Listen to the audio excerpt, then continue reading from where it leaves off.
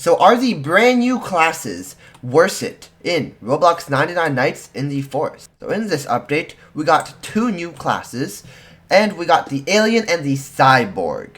Now these two are obviously, very expensive. This one's 100, this one's 600, and we're going to cover, are they actually worth it? So let's actually cover the Cyborg first, because I know almost every single one of you guys are here for the Cyborg, as it is the first class in the game that is more expensive than the Assassin. This Cyborg, you start off with a piece of alien armor, a laser cannon, and a couple of perks and debuffs. Now, with this alien armor, the strength of it is roughly equivalent to an iron chestplate, probably a little better or a little worse, give or take. It definitely is better than the regular leather one, and I think it's worse than the ruby thorn one. So if you are going for a late game item, then alien armor is not the best in the game, but it also gives you a laser cannon. Now laser cannon, what it does is, I'll pull up on the screen right here.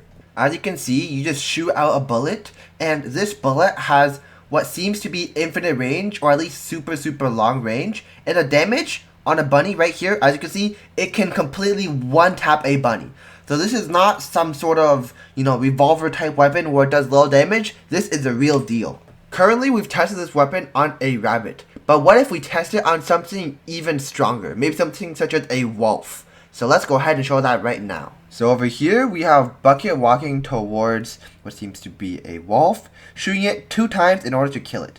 Now, each shot does take about 60% of the actual fuel bar, and a shot does around 80 to 90% of a wolf's HP, so it does do a lot of damage, and this one is probably the weapon that does the most damage in the game, aside from the tactical shotgun.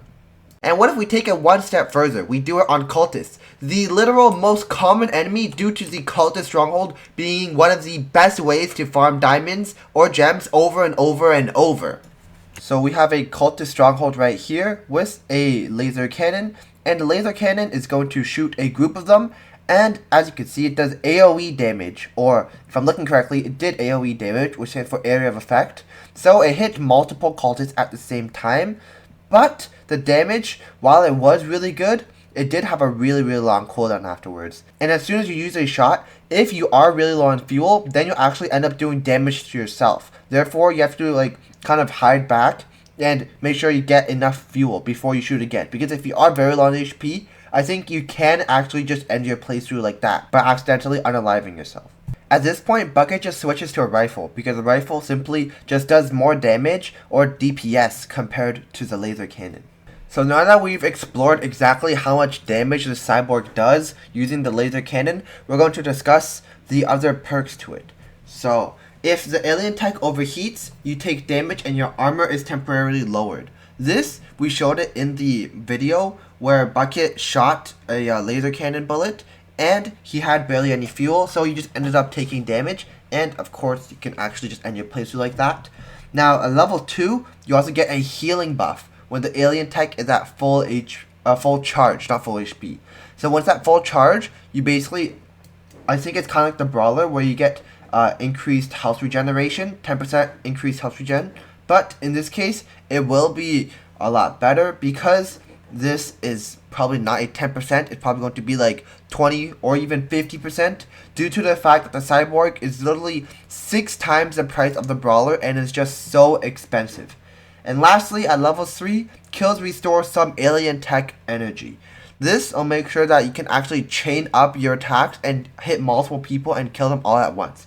So what do I mean by this is, you can use something like a revolver or the ranger class, right? You use a revolver or a rifle, and then you get enemies to low HP, preferably to around 20% HP, and then you can use your laser cannon, you can shoot your laser cannon, you can kill someone, and you can instantly get that fuel back for your laser cannon, and then you can go ahead and basically wipe out an entire squad of cultists or whatever mob you're fighting.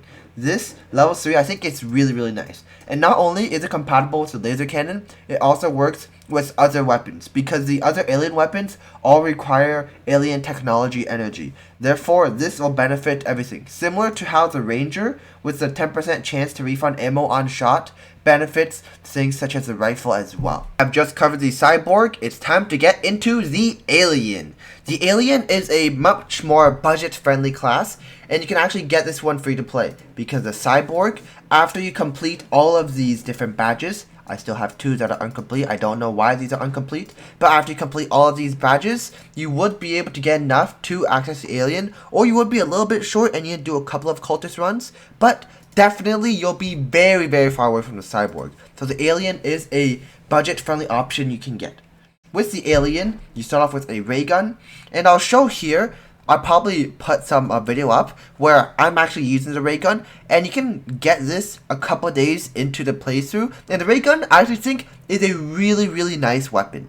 This thing, it doesn't do as much damage as the rifle. It doesn't even do as much damage as the revolver. But the thing is that this weapon has basically unlimited ammo. And with a full rotation of it, you can take out something small like a wolf. Or maybe even get an alpha wolf low enough and then you use one shot of a rifle. So this will help you a lot in the early game and especially in the mid game as well. But towards the later half of the game, you will find better weapons, such as having just enough ammo to not really worry about ammo, and then you could just switch between the rifle and the revolver and use that trick, or you could just use the rifle or even a tactical shotgun, because of course that is still the best item in the game, even better than the laser cannon. So this ray gun will be very helpful early and mid game, and it will allow you to take on cultist strongholds early and take on a bunch of different buildings that may become a little bit difficult for you. With the increased visibility at night, the Alien will allow you to actually go out at night and explore, but it doesn't give you a flashlight such as the Ranger, or it doesn't give you a flashlight such as the Camper. And it's still saying that the Camper is a pretty bad class, because the Ranger is basically an upgrade to it. It just costs a bit more, but the Ranger is pretty affordable. Anyhow, moving back to the Alien, you can explore at night with the increased visibility. It's just that it will be more difficult because you need a flashlight, but the flashlights are easy to get due to different watchtower buildings that have access to a flashlight early on. And you also sprint slower when the alien tech is overheating, which is effectively a downside. Just make sure that you don't use all your bullets and you use it until you're almost finished, until you're like at 10%, and don't use any more bullets at that point. Level 2 just makes it recharge faster, so it's a pretty nice buff. It'll allow you to get more DPS on your ray gun, and it may even just compare to the revolver in terms of DPS, because I think the revolver does have more DPS, but as we know, it has a very limited ammo supply compared to the Alien. Ray gun, we could use it unlimited times.